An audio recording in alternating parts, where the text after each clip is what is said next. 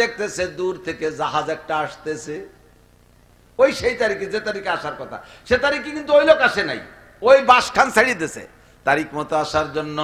এবার দেখে দূর থেকে জাহাজ আসতেছে, তখন উনি মনে মনে খুশি, এই যে মনে হয় এই জাহাজে আমার দোস্ত আছে। দাঁড়িয়ে দাঁড়িয়ে অপেক্ষা করতেছে, যত জাহাজটা কাছে আসে তত জাহাজ ছোট দেখায়। সাগরের পাড়ে কেউ গেছেন নাকি আমি জানি না, বড় বড় জাহাজ দূরে একটু একটু মেজের কাঠির মতো, মেজের খাপের মতো দেখা যায়, যত কাছে আসে তত বড় হয়। আর এই জাহাজটা সম্পূর্ণ ভিন্ন, দূরে বড় একটা জাহাজ দেখা যাচ্ছে, সেই লোভে লোকটা দাঁড়াইছে, কিন্তু জাহাজটা যত কাছে আসে তত ছোট হয়। এখন উনি আশ্চর্য, আল্লাহ কি দেখতেছি, জেন ভূত নাকি তা আল্লাহ জানে। সাগরের পাড়ে জাহাজ তো কাছে আসবে বড় হবে, দূরে থাকতে এটা ছোট দেখাবে। এটা দূরে থাকতে জাহাজ দেখাইলো বড় জাহাজ, আর আস্তে আস্তে কাছে আসতে আস্তে ছোট ছোট দেখাইতেছে। তাহলে দেখি ঘটনা কি হয়, কোথায় যে এটাকে দেখতে দেখতে দেখতে দেখতে লাস্টে ওনার পায়ের কাছেই চলে আসছে জাহাজটা, একখান বাঁশ। একটু ভয়ও লাগতেছে, এ কোন জাদু, এরকম তো কোনোদিন দেখি নাই। দূরে থাকতে জাহাজ থাকলো, একই জিনিস আমার চোখও মিস করে নাই, কারণ সাগরের মধ্যে আর কিচ্ছু দেখতেছি না এটা ছাড়া, আমার চোখে ভুল করে নাই। তাহলে এই বাস হয়ে গেল কি করে, কি নেব না না কি করব বুঝে উঠতে পারতেছি না। আবার চিন্তা করলেন, বাস যেহেতু সাগরে ভাসা বাস, এর কোনো মালিক নাই, নিয়েই যাই বাড়ি, কমপক্ষে ফাইলিয়ে বোর কাছে দেবো, চলা বানাইয়া লাকড়ি বানাই চুলোয় জাল দেবে। বাসখান উঠোই নিয়ে বাড়ি নিয়া ভিজে বাস ফাড়িয়ে না দিলি তো শুকোবে না। কুরল দিয়ে কোপ মারছে, ওই লোকটা 10টা টাকা ভিতরে থুয়ে সাথে একখান চিঠি লিখে দিয়েছে, বিস্তারিত বর্ণনা, দোস্ত এই কারণে আমি যাইতে পারি নাই, তোমার টাকা আমি বাসের মধ্যে ছেড়ে দিলাম, রব্বুল আলামিনের হাতে সুপর্দ, আল্লাহ ইচ্ছা করলে তোমার কাছে পৌঁছাই দিতে পারে। এবার বাসখান ফাইড়ে দেখে 10টা চকচকে স্বর্ণের টাকা, সাথে একখান চিঠি, পড়ে দেখে বিবরণ। লোকটা টাকাগুলো সংগ্রহ করে ঘরে নিয়ে পাগলের মতো কাঁদতেছে। পরিষ্কার সহিহ হাদিস, বুখারীর হাদিস, মিশকাতের থেকে আমি বলবো হুজুর বলেন, বলি ইসরায়েলের একটা লোক, ব্যবসায়ী লোক, বাণিজ্যিক লোক, লোকটা ব্যবসা করতে যাবে, সাগর পথে দূরে যায়, একবারে হাদিসের তর্জমা বলতেছি, লম্বা হাদিস রিডিং বললাম না। লোকটা ব্যবসা করে সাগর পথে দূরে, বন্দর থেকে মাল এনে নিজের এলাকার বাজারে বিক্রি করে। এবার এই লোকটা নিজের এলাকার থেকে আবার মাল কিনে এনে ওখানে বিক্রি করে, কখনো মাল কিনে আনে, এবার কখনো মাল ছাড়া শুধু ব্যবসার লাভ টাকা নিয়ে চলে আসে। এবার এলাকার বাজারে ভালো মাল পাইছে, কিন্তু টাকাই কুলাচ্ছে না। এক লোকের কাছ থেকে 10 দেনার 10টা স্বর্ণের টাকা কর্জ নেছে, ভাই আমারে 10টা টাকা দেন, আমি মাল কিনে ব্যবসা করে এই তারিখে এসে আপনারে টাকা দেব। লোকটা সত্য সঠিক ওয়াদা পূরণ করার নিয়ত করেই নেছে, ব্যবসার মাল কিনে নিয়ে যে ওই বন্দরে বিক্রি করছে। বিক্রি করার পরে এবার জাহাজে রওনা দিছে, যে টাইমে রওনা দিলে সে টাইম মতো টাকা দিতে পারে, সেই টাইম মতোই সে রওনা দিছে। কিন্তু সাগরের মাঝপথে আসলে উল্টো দিক থেকে বিশাল ঝড় ছাড়ছে, ঝড়ে জাহাজটাকে এদিক তো আসতেই দেয়নি, উল্টো দিক ওই বন্দর ছাড়িয়ে আরো অনেক দূর পিছনে নিয়ে চলে গেছে। এখন লোকটা চিন্তার মধ্যে পড়ে গেছে, আরে আল কারিবু ইজা ওয়াদা ওয়াফা, সর্বসময় সর্বজামানায় ওই লোকগুলোই সম্মানী এবং দামি, তারা যা ওয়াদা করে তাই পূরণ করে। আজকে লোকটার কাছে ওয়াদা খিলাফ হয়ে যাবে, টাইম মতো তো অবশ্যই যাইতে পারবো না, যতদূর পিছয় চলে আসি এইটুক উজইয়া ওই বন্দরের ঘাট পর্যন্ত যাইতে সেই তারিখ এসে যাবে, এরপরে তো আরো 7 দিন লাগবে, আমি তো ওয়াদা পূরণ করতে পারবো না, কি হবে লোকটার সামনে মুখ দেখাবো কি কইরা। এই 7-5 ভাবি চিনতে লোকটা একটা বাঁশ নেছে, বাঁশের শব্দ, সেই বাঁশের একই স্বভাব, 2 মাথায় গিরি আছে, মাঝখানে ফাঁকা। উনি বাঁশটা নিয়ে একটা 3-4 হাতেরটা বাঁশ নিয়ে বাঁশের মাঝখানের একটা খোপের থেকে এক টুকরা বের কইরা ওই 10টা টাকা বাঁশের মধ্যে ঢুকাইয়া ওই টুকরে ঢুকাই দিয়া, ওই টুকরে লাগাই দিয়া সুন্দর করে ফিতে দিয়ে এমন ভাবে বাঁধছে যাতে পানি না ঢোকে। এবার বাঁশখান্ডে ছাইড়ে দিয়ে কয়, আল্লাহ রব্বুল আলামিন, আমার সম্ভব না, আমি যে পদ্ধতিতে যাব এই পদ্ধতিতে ওই লোকের কাছে টাইম মতো যাওয়া সম্ভব না, আমি তোমার কাছে টাকা আমানত দিলাম, আমার ভাইয়ের টাকা ভাইয়ের কাছে পৌঁছাই দিও। কিসসাটা নবী আলাইহিস সালাম বনি ইসরাইলের কিসসা হুজুর বর্ণনা করতেছেন। এবার বাস ছেড়ে দিয়া উনি নিজেও জানে এই বাস এমনি পানিতে যদি লাইন মতো হয় তাহলে না লাইন মতো নেবে, পানিও আবার যায় উল্টো দিক, এই বাস কোনো মতো ঘাটে যাবে না, কিন্তু আমার চেষ্টা যা আছে আমি করলাম। বাস ছেড়ে দিয়ে লোকটা দোয়া মুনাজাত করে, কান্নাকাটি করে। এক দুই দিন পরে আবহাওয়া ভালো হইলে এরপরে জাহাজ রওনা দিছে। নির্দিষ্ট টাইমের চাইতে এক সপ্তাহ পরে গেছে জাহাজ এলাকায়। এবার টাইম মতো তারিখ মতো পাওনাদার ঘাটে এসে অপেক্ষা করতেছে, জাহাজ আসবে, জাহাজের থেকে নাইমা ওই লোক আমার টাকা দেবে। মনে মনে একটু লোভ তো থাকেই, নিশ্চয়ই ব্যবসা করে লাভ ভালো হইলে আমারে কিছু হাদিয়াও দিতে পারে, এমন একটা কিছু আসাম, কমপক্ষে আমার মূল টাকাটা পাবো, এই বলে ঘাটে আইছে। কিন্তু ঘাটে কোনো জাহাজ নাই তারিখ মতো।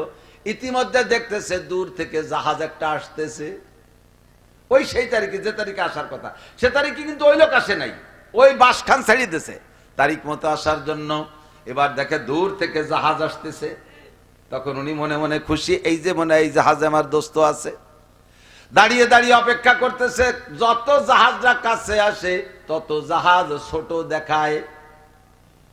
সাগরের পাড়ে কেউ গেছেন নাকি আমি জানি না, বড় বড় জাহাজ দূরে একটু একটু মেজের কাঠির মতো, মেজের খাপের মতো দেখা যায়, যত কাছে আসে তত বড় হয়।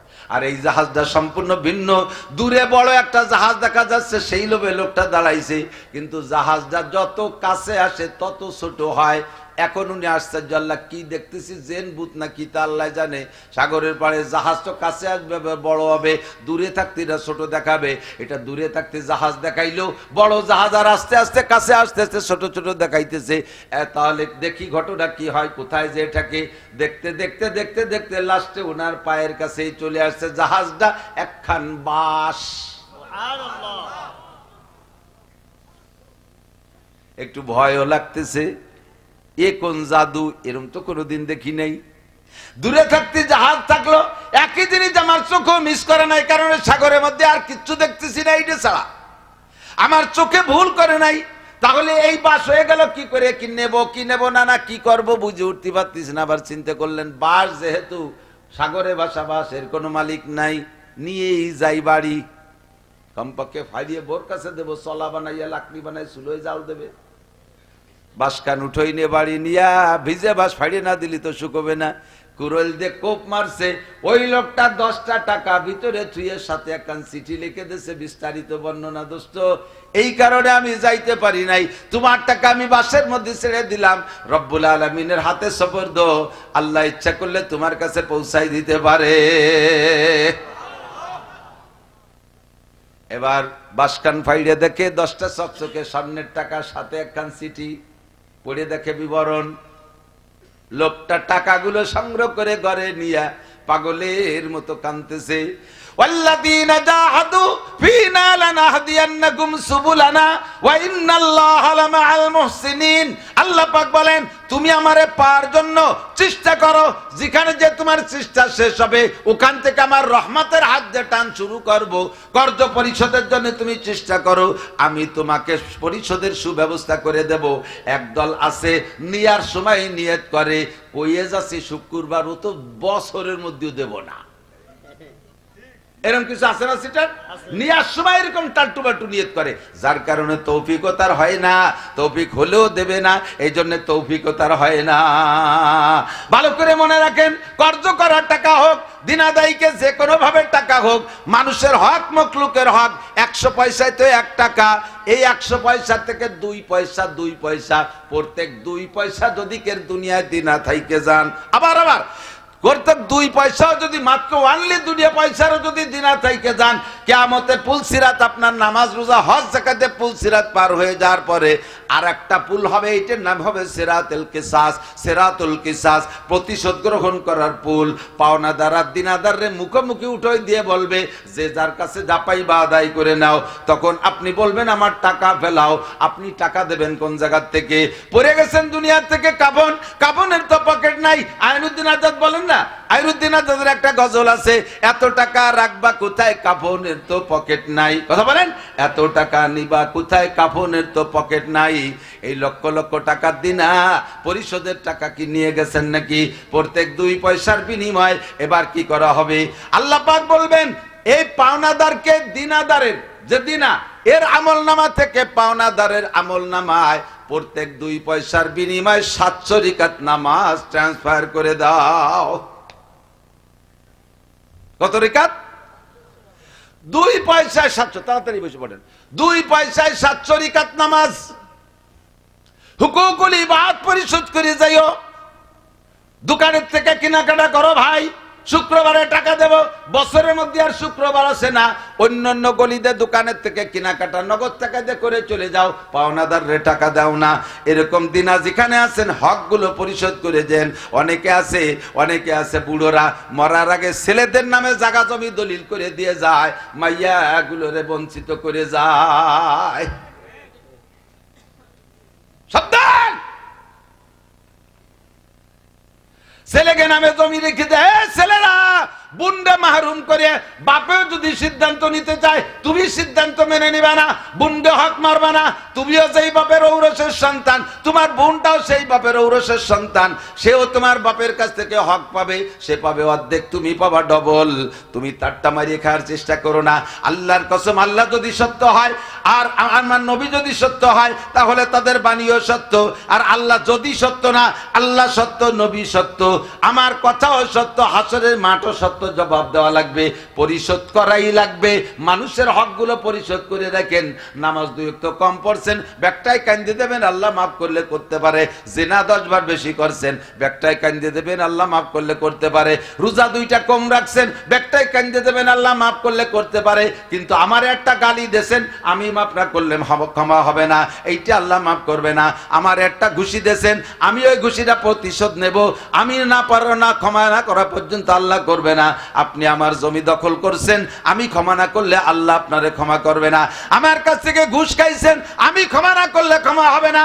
আমার কাছ থেকে সুদ খাইছেন, সুদ আমার হক, এটা আপনি কেন নিয়ে গেছেন আমার কাছ থেকে ফাঁকি দিয়ে, টাকা দিয়া?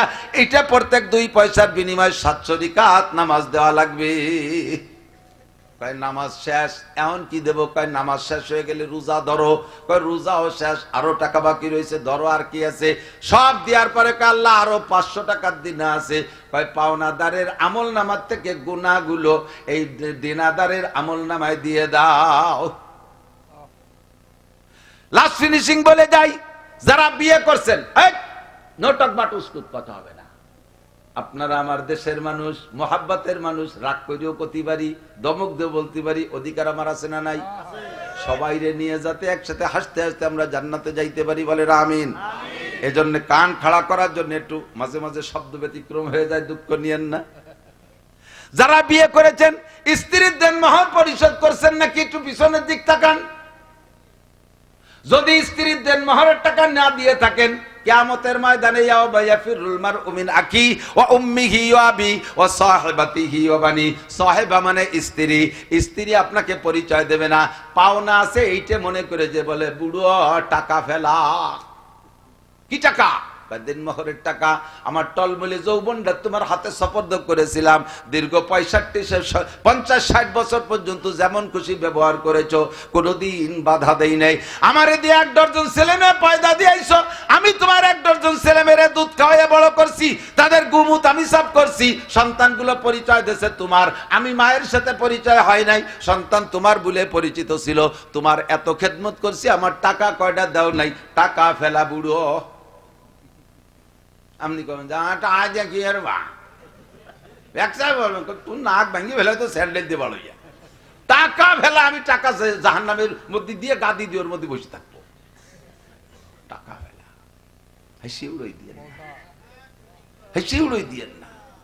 টাকা ফেলা না, ও তো বাসর রাত্রি মাফ হয়ে গেছে, ওই মাফে মাফ হবে না দুদু। ওরে মাফ কয় না, বাসর রাতে একটা রায় চলো, ওই রাত্রে তুমি চালাইরে কৌশল করে গাথি মেরে বসে রয়েছে আর একদিক ফিরে। কি ব্যাপার? এতদিন পর বিয়ে শাদী হলো, আজকের রাতটা আনন্দের রাত, তুমি ওদিক মুখ পোড়ায় বসে রয়েছো আড়ি মারা কুত্তর মতো। এত খুশি আসে কোন জায়গায়? এই যে বিয়ের অনুষ্ঠানে বসে 3.5 লাখ টাকা গাড়ে উঠাই দিছে, এইটা আর চিন্তায় কি আর খুশি থাকে? বউ কাজে দাও সব বাদ, ওগুলো সব বাদ দিয়ে বাদ করে।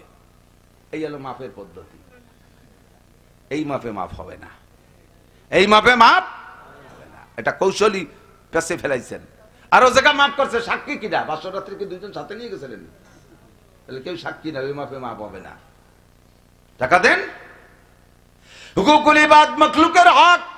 মখলুক শুধু মানুষই না, গরুর একটা গরু যাটুক অন্যায় করছে দুনিয়া পেটেন খাওয়ার যোগ্য, গরুডারে কেড়াল দিয়ে বেরোতে বেরোতে তার ঠ্যাং একখান প্যারালাইসিস বানাই ফেলাইছেন। কিয়ামতের ময়দানে আপনার ময়দানে মাসারে শুয়াইয়া গরুরে পায়ে খুর বানাই দেবে, ধারালু খুর, আর তার শিং দেবে আর দাঁত দেবে বিষাক্ত। তুই কামড়া গুতু আর পাড়া, যে কয়টা বাড়ি বেশি দেশে ওই কয়টা তুই পরিশোধ করে নে, প্রতিশোধ নিয়ে নে। আল্লাহু আকবার। এমন করে যে প্রাণীর সাথে অন্যায় করবেন এটা তাদের হক বুঝে দেওয়া লাগবে। হুকুকুল ইবাদ মানুষের হক, ওয়াদা পূরণ করবেন, খেলাপ করবেন না। এবার কয়েকদিন পর ওই লোকটা আইছে ব্যবসা থেকে ফিরে, ও তো জানে যে এই বাস কি পৌঁছই নাকি, কিনা কোন যে পথেতে বাইরে নিয়ে গেছে, টাকা তোমার দিতে হবে তারে। ফিরে আবার টাকা নিয়ে এসে বাড়ির বাইরে এসে ডাক দিয়েছে, আসসালামু আলাইকুম ভাইজান, বাড়ি আছেন? লোকটা খুশিতে দৌড়াইছে, এত বড় বুজুর্গ বাসের মধ্যে টাকা দিছে, তার টাকা আমার কাছে চলে যাচ্ছে, নিশ্চয়ই আল্লাহওয়ালা মানুষ। দৌড়ই বেরোইছে, আইসে গলা জড়াই ধরছে। ও মনে আছে কি যে মনে টাকা দিতে দেরি হয়েছে, মনে বান্ধি ফেলতেছে, জড়াই ধরছে। কয় ভাই আপনার কাছে মাপ চাই, আর কেউ ডাইয়েন না, আমি আপনার টাকা নিয়েছি, কোনো টেনশন করেন না, আমার অত বেগে ধরেন না। কয় দোস্ত তুমি বাসের মধ্যে টাকা পাঠাইছো, এই বাসখান কি তুমি পাঠাইছো? বলে জি। এই চিঠি কি তোমার লেখা? কয় জি। পাইলেন কোথায়? কয় যে ঘাটে গেছিলাম, জাহাজ দেখতে দেখতে সেই জাহাজ দেয় যে তোমার বাস। ওয়াল্লাযীনা জাহাদু ফীনা লানাহদিয়ান্নাহুম সুবুলানা। কর্জ পরিশোধ করার নিয়ত করবেন, দেখবেন আল্লাহ টাইম মতো ব্যবস্থা করেই দেবে। আর ধোঁকা দেওয়ার নিয়ত করবেন, জীবনে কোনোদিন পরিশোধ করতে পারবেন না। ওয়াইদা ওয়াদা আকলাফা, ওয়াইদা ওয়াদা আকলাফা। মুনাফিকের 2 নম্বর আলামত ওয়াদা করে খেলাপ করে। 3 নম্বরে ওয়াইদা তুমিনা খান, মুনাফিকের কাছে আমানত রাখলে খেয়ানত করে।